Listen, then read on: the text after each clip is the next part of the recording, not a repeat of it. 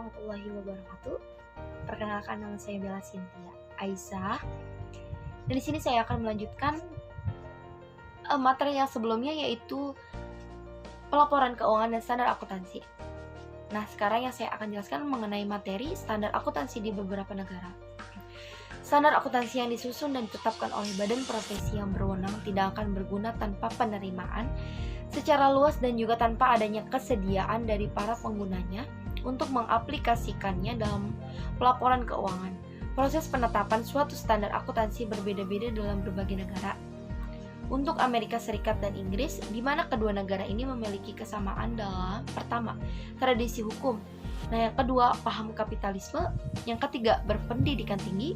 Yang keempat, angkatan kerja profesional. Yang kelima, perusahaan-perusahaan besar yang mendapatkan pendanaan dari pasar saham. Dan yang terakhir, adanya kepercayaan atas tanggung jawab manajemen untuk melaporkan transparansi dan akuntabilitas mereka kepada pemilik.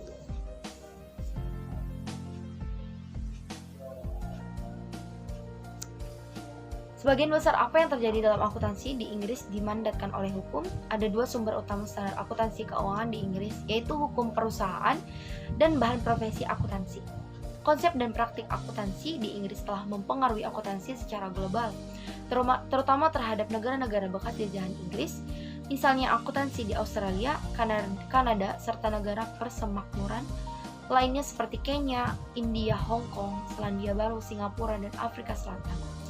Adapun di Amerika Serikat, pembuatan kebijakan akuntansi berlaku sistem shelf power, setengah kekuasaan berada di tangan sektor publik, misalnya seperti Securities Exchange Commission dan Internal Revenue Service, dan setengah kekuasaan lagi berada di tangan sektor swasta yang diwakili oleh FASB sebagai penyusun standar independen, organisasi profesional seperti AICPA, Institute of Management Akuntan dan American Accounting Association, serta pasar modal, asosiasi banker, dan grup-grup bisnis. Nah, selanjutnya ada perkembangan standar akuntansi di Indonesia nih. Pada waktu Indonesia merdeka, hanya ada satu orang akuntan pribumi, yaitu Profesor Dr. Agutari. Sedangkan Profesor Sumarjo baru menyelesaikan pendidikan akuntannya di negeri Belanda pada tahun 1956. Akuntan Indonesia pertama yang merupakan lulusan dalam negeri adalah Basuki Siddharta, Hendra Darmawan, Tan Tongjo, dan Gotisiem. Mereka lulus pada pertengahan tahun 1957. Keempat akuntan ini bersama dengan Profesor Sumarjo memprakarsai berdirinya Perkumpulan Akuntan Indonesia. Dengan menyadari keindonesiaannya, mereka berkeyakinan bahwa tidak mungkin menjadi anggota NIVA, Netherlands Institute van Accountant atau VAGA, Vereniging Akademis Gevoerd Accountant. Pada tanggal 23 Desember 1957, terbentuklah Ikatan Akuntan Indonesia atau IAI. Konsep anggaran dasar IAI yang pertama diselesaikan pada tanggal 15 Mei 1958 dan naskah finalnya selesai tanggal 19 Oktober 1958. Menteri Kehakiman kemudian mengesahkannya pada tanggal 11 Februari 1959. Namun demikian, tanggal pendirian IAI ditetapkan pada 23 Desember 1957.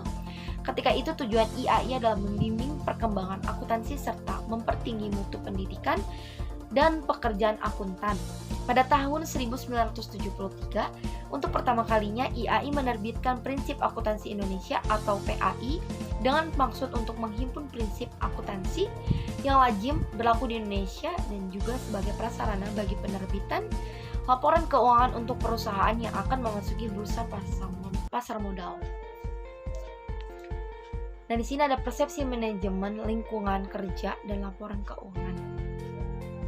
Proses laporan keuangan berhubungan langsung dengan orang-orang yang terlibat di dalamnya. Pemilihan atas metode dan standar akuntansi yang akan digunakan sebagai basis pelaporan dipengaruhi oleh persepsi pihak pembuat laporan keuangan. Implementasi suatu standar mensyaratkan adanya dukungan dari lingkungan bisnis. Para penyusun standar perlu memperhatikan lingkungan bisnis yang ada sebagai salah satu syarat keberhasilan dalam mengimplementasikan suatu standar baru, Standar yang mereka susun harus lebih didasarkan pada kepentingan lingkungan bisnis untuk mencatat suatu transaksi tertentu dalam hal belum adanya standar yang mengatur metode atas pencatatan transaksi tersebut. Di sini ada tantangan akuntansi di masa mendatang. Selama hampir kurang lebih 75 tahun silam, Securities and Exchange Commission atau SEC menganalkan profesi akuntansi. Profesi ini telah banyak membantu SEC terutama dalam memenuhi tanggung jawabnya untuk mengadopsi standar akuntansi perusahaan publik dan mengesahkan standar audit yang menjamin kualitas tinggi informasi keuangan. Akhir-akhir ini akuntan dianggap sebagai pintu gerbang pasar modal tanpa peran akuntan dalam menjamin kualitas dan integritas informasi keuangan pasar modal akan menjadi tindak efisien dan biaya modal akan menjadi lebih tinggi. Profesi akuntansi harus mampu mengatasi resiko kemungkinan tidak terpenuhinya kebutuhan user akan informasi. Sudah saatnya bagi profesi akuntansi untuk memulai mengambil tindakan-tindakan yang menjamin utilitasnya di masa mendatang. Nah, sekian penjelasan materi dari saya. Kurang lebihnya mohon maaf. Assalamualaikum warahmatullahi wabarakatuh.